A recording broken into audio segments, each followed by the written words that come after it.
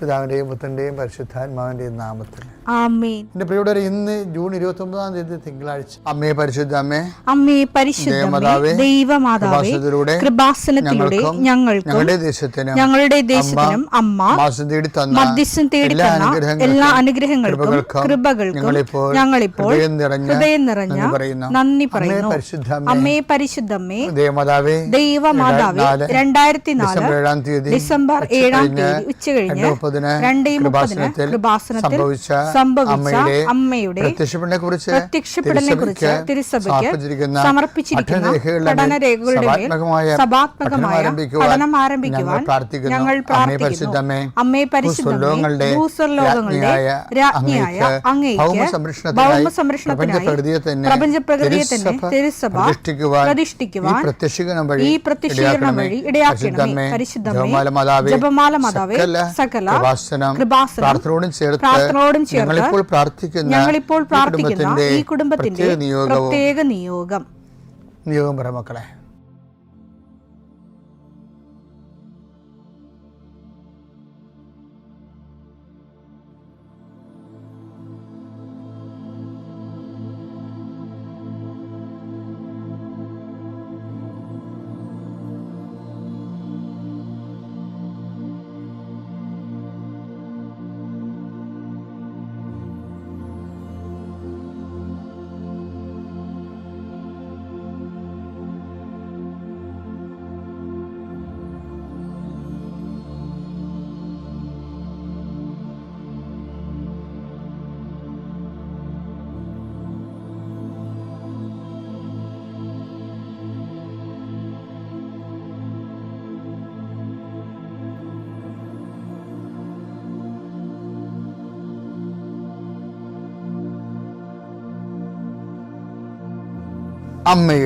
അമ്മയുടെ പ്രത്യക്ഷീകരണത്തിന്റെ ഈ അനുഗ്രഹവേളയിൽ ഞങ്ങൾക്ക് സാധിച്ചു തരുവാൻ കനിയണമേ. ആമേൻ. വിശ്വാസ പ്രമാണം. സർവശക്തനായ പിതാവും ആകാശത്തിന്റെയും ഭൂമിയുടെയും സൃഷ്ടാവുമായ ദൈവത്തിൽ ഞാൻ വിശ്വസിക്കുന്നു. അവിടുത്തെ ഏകപുത്രനും ഞങ്ങളുടെ കർത്താവുമായ ഈശോമിശിഹായിലും ഞാൻ വിശ്വസിക്കുന്നു. ഈ പുത്രൻ പരിശുദ്ധാത്മാവിനാൽ ഗർഭസ്ഥനായി കന്യകാമറിയത്തിൽ നിന്ന് പിറന്ന് പൊന്തിയോസ് പീലാത്തോസിന്റെ കാലത്ത് പീഡകൾ സഹിച്ച് കുരിശിൽ തറയ്ക്കപ്പെട്ട് മരിച്ച് അടക്കപ്പെട്ട് പാതാളങ്ങളിൽ ഇറങ്ങി മരിച്ചവരുടെ ഇടയിൽ നിന്ന് 3-ാം നാൾ ഉയർത്ത് സ്വർഗത്തിലേക്ക് എഴുന്നള്ളി സർവശക്തിയുള്ള പിതാവായ ദൈവത്തിന്റെ വലതുഭാഗത്തിരിക്കുന്നു. അവിടെ നിന്ന് ജീവിക്കുന്നവരെയും മരിച്ചവരെയും വിധിക്കുവാൻ വരുമെന്നും ഞാൻ വിശ്വസിക്കുന്നു. പരിശുദ്ധാത്മാവിലും ഞാൻ വിശ്വസിക്കുന്നു. വിശുദ്ധ കത്തോലിക്കാ സഭയിലും പുണ്യവാന്മാരുടെ ഐക്യത്തിലും പാപങ്ങളുടെ മോചനത്തിലും ശരീരത്തിന്റെ ഉയർപ്പിലും നിത്യമായ ജീവിതത്തിലും ഞാൻ വിശ്വസിക്കുന്നു. ആമേൻ. സുഖസ്ഥനായ ഞങ്ങളുടെ പിതാവേ, അങ്ങയുടെ നാമം പൂജിതമാകണമേ. അങ്ങയുടെ രാജ്യം വരണമേ. അങ്ങയുടെ തിരുമനസ് സ്വർഗത്തിലെ പോലെ ഭൂമിയിലും ആകണമേ. അന്നു വേണ്ടുന്ന ആഹാരം ഇന്ന് ഞങ്ങൾക്ക് തരണമേ. ഞങ്ങളോട് തെറ്റ് ചെയ്യുന്നവരോട് ഞങ്ങൾ ക്ഷമിക്കുന്നത് പോലെ ഞങ്ങളുടെ തെറ്റുകൾ ഞങ്ങളോടും ക്ഷമിക്കണമേ. ഞങ്ങളെ പ്രലോഭനത്തിൽ ഉൾപ്പെടുത്തരുതേ, തിന്മയിൽ ഞങ്ങൾ രക്ഷിക്കണമേ. ആമേൻ. നന്മ നിറഞ്ഞ മറിയമേ, സ്വസ്തി. കർത്താവ് അങ്ങയുടെ കൂടെ സ്ത്രീകളിൽ അങ്ങ് അനുഗ്രഹിക്കപ്പെട്ടവളാകുന്നു. അങ്ങയുടെ ഉദരത്തിൻ ഫലമായി ഈശോ അനുഗ്രഹിക്കപ്പെട്ടവനാകുന്നു. പരിശുദ്ധ മറിയമേ, തമ്പുരാന്റെ അമ്മേ, പാപികളായ ഞങ്ങൾക്ക് വേണ്ടി ഇപ്പോഴും ഞങ്ങളുടെ മരണസമയത്തും തമ്പുരാനോട് അപേക്ഷിക്കണമേ. ആമേൻ. കർത്താവേ, നിന്റെ ഉന്നതമായ നാമത്തിന് സ്തോത്രം ചെയ്യുന്നു. കർത്താവേ, നിന്റെ വിശുദ്ധ പൗരോഹിത്യത്തെ മഹത്വപ്പെടുത്തണമേ. കർത്താവെ, സഭയിലുള്ള സാന്നിധ്യം പ്രകടമാക്കണമേ. 40 വർഷം ഞാൻ അർപ്പിച്ച കൃപാനയുടെ യോഗ്യതയാൽ കൃപാസ്ഥാനത്താറെ ജീവനോടെ പ്രത്യക്ഷപ്പെട്ട പരിശുദ്ധ അമ്മയുടെ മാധ്യസ്ഥത്തിലെ ഞാൻ മക്കളെ ആശീർവദിക്കുന്നു. അങ്ങയുടെ മക്കൾ ഇന്ന് യാത്ര ചെയ്യുന്ന ഓരോ ഇടങ്ങളെ സംബന്ധിച്ച് പ്രാർത്ഥിക്കുന്നു.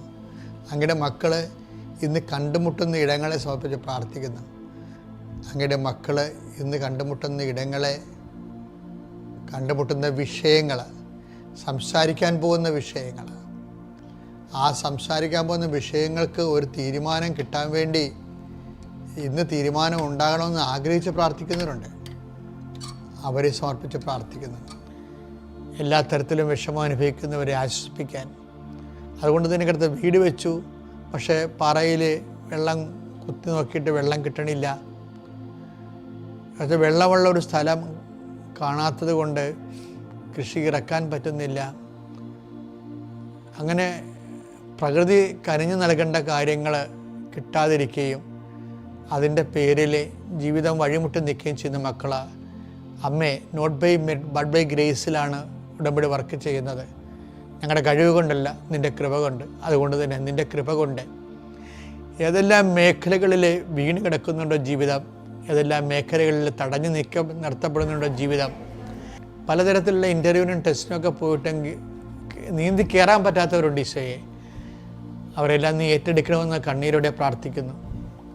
കൃപാസനത്തിൽ ഉടമ്പടി എടുത്ത് പോയിട്ടുള്ള പതിനായിരക്കണക്കിന് മനുഷ്യരെ അവിടെ മധ്യസ്ഥ പ്രാർത്ഥനയോടും പ്രത്യക്ഷയുടെ പ്രാർത്ഥനയോടും ചേർന്നുകൊണ്ട് ഇന്നത്തെ എല്ലാ മനുഷ്യരെയും പ്രാർത്ഥന കൂടുന്ന എല്ലാ മക്കളുടെയും വേദനകളെ ഈശോയ്ക്ക് സമർപ്പിച്ചുകൊണ്ട് എൻ്റെ കർത്താവിൻ്റെ ഉന്നതമായ നാമത്തിൽ സ്വദേശത്തും വിദേശത്തും ജോലി ചെയ്യുന്നവരും അവരനുഭവിക്കുന്ന പ്രയാസങ്ങളും കർത്താവിൻ്റെ നാമം നീങ്ങിപ്പോട്ടെ എന്ന് കൽപ്പിക്കുന്നു, പ്രാർത്ഥിക്കുന്നു.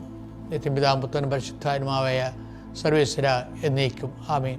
എൻ്റെ പ്രിയപ്പെട്ടവരെ, കഴിഞ്ഞ ദിവസം അഭിജിത്ത് കൃഷ്ണൻ എന്നും പറഞ്ഞൊരു മകൻ നമ്മുടെ അടുത്താറേ ഒരു സാക്ഷ്യം പറഞ്ഞു. അപ്പോൾ അവൻ ആദ്യം വന്നപ്പോൾ കുറേ പാട്ടാണ് പാടിയത് ക്രിസ്തുവിൻ്റെ. അത് വളരെ സന്തോഷത്തോടെ ലയിച്ചാണ് പാടണത്. പാടിക്കഴിഞ്ഞപ്പോൾ അവൻ്റെ കുറേ ദൈവാനുഭവങ്ങൾ പറയുന്നുണ്ട്.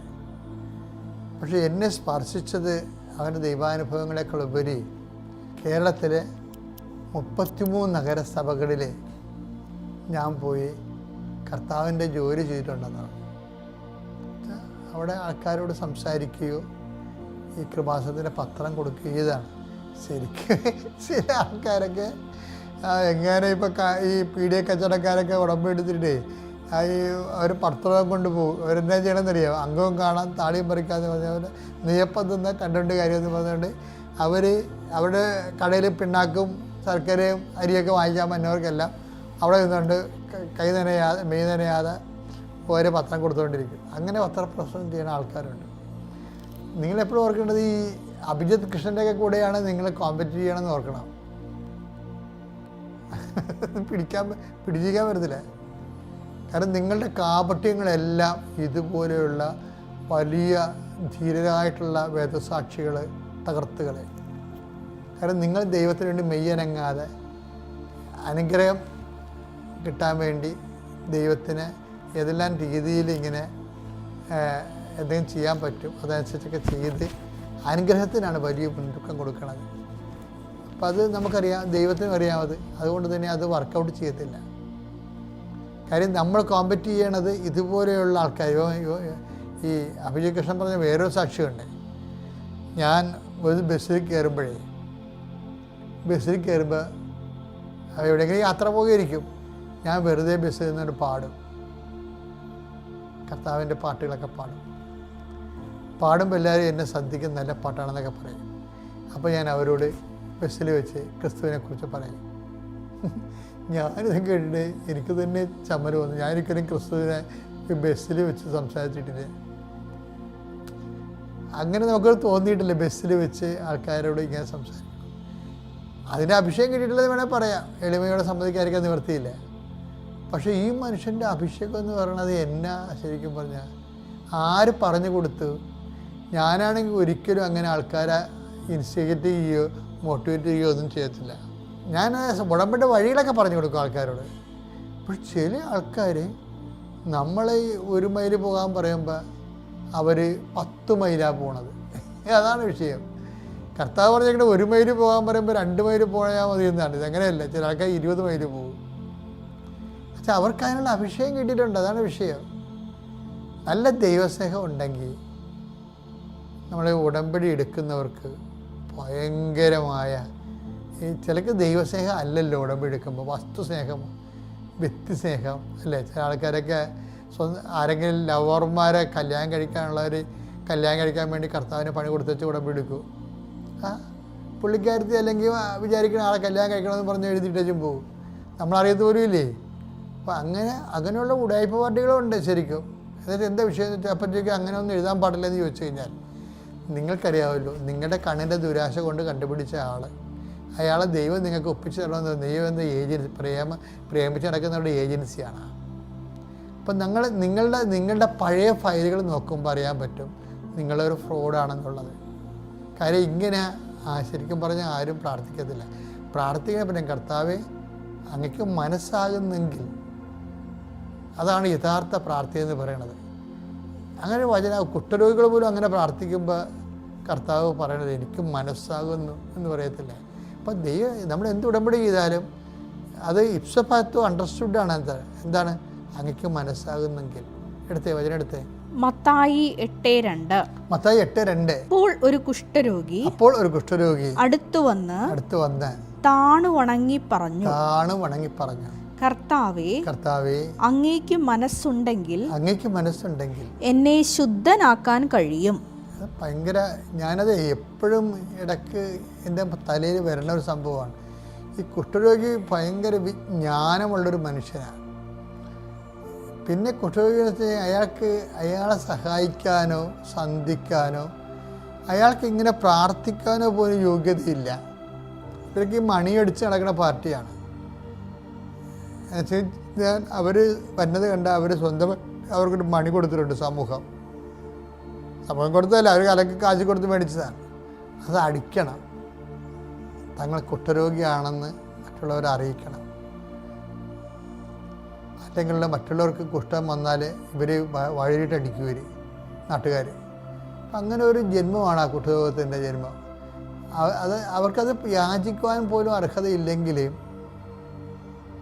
അത് ഇങ്ങനെ കുറേ ആൾക്കാരുണ്ട്. കർത്താവേ നിൻ്റെ അടുത്ത് യാചിക്കാൻ പോലും എനിക്ക് അർഹതയില്ലെന്ന് എനിക്കറിയാം. 7:7 ഒരു ശതാധിപനുണ്ട്. അയാൾ കർത്താവിനെ കാണുമ്പോൾ പറയണ വർത്താനം കേട്ടാണ്, അങ്ങയെ നേരിട്ട് സമീപിക്കാൻ പോലും എനിക്ക് യോഗ്യതയില്ല എന്ന് ഞാൻ വിചാരിച്ചു. അപ്പം അത് ആ വിചാരം തന്നെ ഒരു എളിമയാണ് അദ്ദേഹത്തിന്.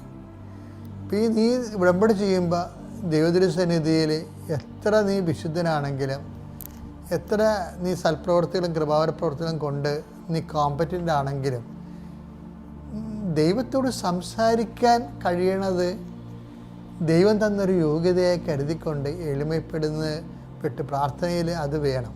അതാണ് കുഷ്ഠരോഗിയും പറയണത്, അങ്ങക്ക് മനസ്സാകുന്നെങ്കിൽ. എനിക്ക് വേണ്ടി ആരും മനസ്സാകുന്നില്ല. അയാളുടെ മെയിൻ സംഭവം അതാണ്. അയാളുടെ നാട്ടുകാരോ വീട്ടുകാരോ ബന്ധുക്കളോ സ്വന്തപ്പെട്ടവരാരും അയാളുടെ കാര്യത്തിൽ മനസ്സാകുന്നില്ല. അപ്പോൾ ആരോ പറഞ്ഞ് കേട്ടു, കർത്താവിൻ്റെ വാക്ക് കേട്ടിട്ട് തൻ്റെ കാര്യത്തിൽ ആരെല്ലാം മനസ്സാകുന്നില്ലെങ്കിലും ചിലപ്പോൾ ഈശോ മനസ്സാകുമെന്ന് തോന്നിയിട്ട് ആ ഒരു വിശ്വാസത്തിലാണ് അയാൾ ചോദിക്കുന്നത്, കർത്താവേ ആർക്കും എൻ്റെ മേലൊരു മനസ്സില്ല, പക്ഷേ അങ്ങക്ക് മനസ്സുണ്ടായതെങ്കിൽ ഞാൻ തീർച്ചയായിട്ടും സുഖം പ്രാപിക്കും. അപ്പോൾ വിശ്വാസമാണതിൻ്റെ അകത്ത്. പിന്നെ തൻ്റെ എളിമപ്പെടലും. ഈ ശതാധിപനും ആ ടൈപ്പാണ്. അങ്ങയെ നേരിട്ട്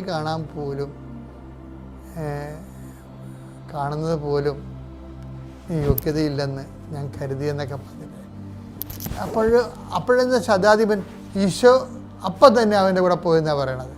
കുഷ്ഠരോഗിയുടെ എന്താ പറയണത്, എനിക്ക് മനസ്സാകുന്നു, നീ സൗഖ്യമുണ്ടാകുക. കണ്ടാ കർത്താവിൻ്റെ ഹൃദയത്തെ ഇവർ രണ്ടുപേരും ഇങ്ങനെ വളരെ സുന്ദരമായ രീതിയിൽ കർത്താവിൻ്റെ ഹൃദയത്തെ വിശ്വാസികളിലേക്ക് തിരിക്കണം കണ്ടില്ലേ. അതായത് ഈ തിരിക്കുന്ന ഒരു പ്രധാനപ്പെട്ട കാര്യമാണ്. ഈ യോഹന്നാൻ മാന്താരുടെ ജനത്തെക്കുറിച്ച് പറയണത്, അവൻ പിതാക്കന്മാരുടെ ഹൃദയത്തെ മക്കളിലേക്ക് തിരിക്കുമെന്നാണ്. ലൂക്ക 1:17 പിതാക്കന്മാരുടെ ഹൃദയങ്ങളെ ഹൃദയത്തെ മക്കളിലേക്കും അനുസരണമില്ലാത്തവരെ നീതിമാന്മാരുടെ വിവേകത്തിലേക്കും തിരിച്ചുവിടാനും സജ്ജീകൃതമായ ഒരു ജനത്തെ കർത്താവിന് വേണ്ടി ഒരുക്കാനും ഏലിയായുടെ ചൈതന്യത്തോടും ശക്തിയോടും കൂടെ അവൻ കർത്താവിന്റെ മുമ്പേ പോകും. ഇതിന്റെ വിഷയം എന്ന് വെച്ചാല് ഇതുപോലെ തന്നെയാണ് തിരിച്ചു വരണത്. ഇപ്പം പിതാക്കന്മാരുടെ ഹൃദയത്തെ മക്കളിലേക്ക് കൊണ്ടുവരാൻ, അനുസരണമില്ലാത്തവരെ നീതിമാന്മാരുടെ വിവേകത്തിലേക്ക് തിരിച്ചു കൊണ്ടുവരാൻ. അപ്പം ഇതുപോലെ ഒരു കൗണ്ടർ തിരിച്ചു കൊണ്ടുവരവാണ് എന്താണ് ദൈവത്തിൻ്റെ ഹൃദയത്തെ മനുഷ്യരിലേക്ക് തിരിച്ചു കൊണ്ടുവരാൻ. ഈ കുഷ്ഠരോഗിക്കും കഴിയുന്നുണ്ട്, അതുപോലെ തന്നെ ശതാധിപനും കഴിയുന്നുണ്ട്. അതെങ്ങനെ കഴിയണം? അവരുടെ വിശ്വാസത്തെ അവർ ദൈവത്തിൻ്റെ മുമ്പിൽ അവിടെ സ്ഥാനം എന്താണെന്ന് മനസ്സിലാക്കിയിട്ട് അവർ എളിമപ്പെട്ടിട്ടാണ് അവരത് അപ്രൈസ് ചെയ്യണത്. അപ്പോൾ ദൈവദർശനം വരുമ്പോൾ തീർച്ചയായിട്ടും ആ ഒരു ബോധം, എളിമയുടെ ബോധം ഉണ്ടാകണം. അപ്പോൾ ദൈവത്തിൻ്റെ മനസ്സ് തീർച്ചയായിട്ടും നമ്മളിലേക്ക് തിരിഞ്ഞു വരും. പിതാവിൻ്റെയും പുത്രൻ്റെയും പരിശുദ്ധാത്മാവിൻ്റെ നാമം.